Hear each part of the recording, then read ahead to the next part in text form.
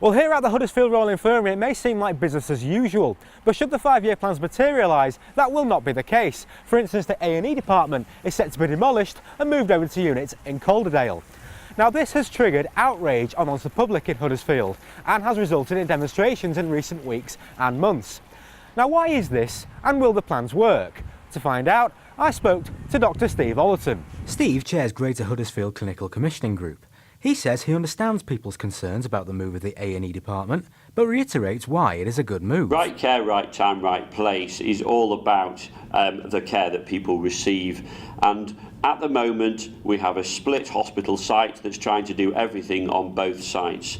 And we know that we can provide the right care at the right time by centralising onto one site. Our population in Greater Huddersfield and Calderdale only needs one emergency centre, and that will provide better care than what they get at the moment.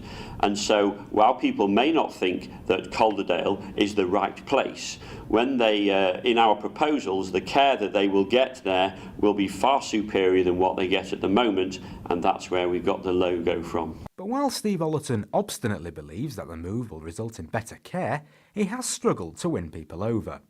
Notably at a recent meeting at the John Smith Stadium, when few believed his stance that it would save lives. The public have certainly had their say, as seen in the demonstrations. Mike McGugan, who was part of the Hands Off HRI campaign, explains why he believes that it is not a well thought out decision. Well, because I think it's very clear I wouldn't want to see any closed. But if you look at the travel time to Huddersfield in comparison to Calderdale, the amount of people who use it in Huddersfield, I don't think it's been made the most rational decision based on transport. I don't think there's been enough in-depth research.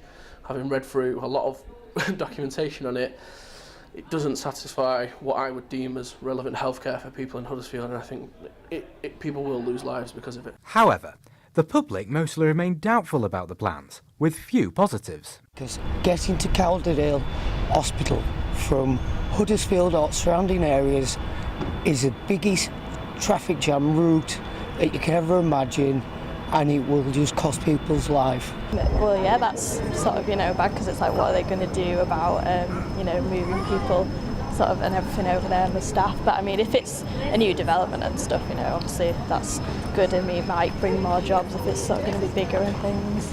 You'd be lucky to get one person who said close it, So where's your democracy? That someone else makes a decision from above, and the people should be listened to, So while Dr. Steve Ollerton and other figures at the top of the tree are adamant that the plans to move the A&E will pay long-term dividends with regards to healthcare, there's no question that the general public, judging by their recent demonstrations, certainly need a lot more convincing.